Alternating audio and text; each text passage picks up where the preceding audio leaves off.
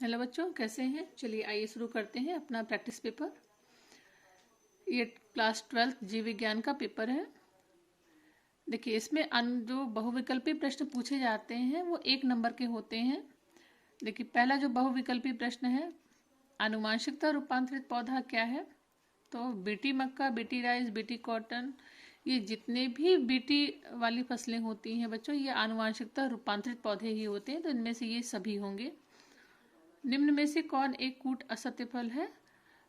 अंगूर, अमरूद, आम, सेब। तो इसमें से जो सेब है वो आपका एक असत्य फल होगा। यही पन्ना पलटते हैं। देखिए, तीसरा प्रश्न है, आवृतबीजी पौधों के भ्रूण कोश में गुणसूत्रों की संख्या कितनी होती है? तो बच्चों, आवृतबीजी पौधों के भ्रूणपोष में गुणसूत्रों की संख्या 3x होती है, 3x होती है। टाइफाइड के रोग जनक का नाम है एस्केरिस, पैरामीशियम अमीबा, साल्मोनेला। तो बच्चों, साल्मोनेला टाइफी जो होता है वो टाइफाइड का रोग जनक कहलाता है। अगला प्रश्न देखते हैं।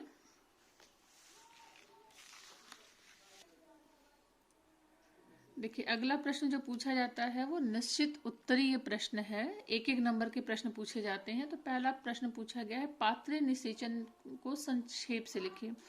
तो बच्चों, पात्र निषेचन या इसको हम बोलते हैं इन विट्रो फर्टिलाइजेशन या IVF, एक निषेचन की एक कृत्रिम प्रक्रिया है जिसमें किसी भी महिला के अंडाशय से अंडे निकालकर उसका संपर्क द्रव्य माध्यम में शुक्राणुओं से शरीर के बाहर किसी अन्य पात्र में कराया जाता है। इसके बाद निषेचित अंडे को महिला के गर्भाशय में पुनः रख दिया जाता है। ये जो प्रक्रिया है ये पात्र निषेचन या इन विट्रो फर्टिलाइजेशन कहलाती है।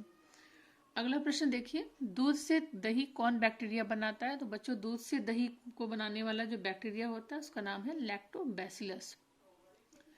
तीसरा प्रश्न, RNA व DNA की शर्करा में क्या अंतर होता है?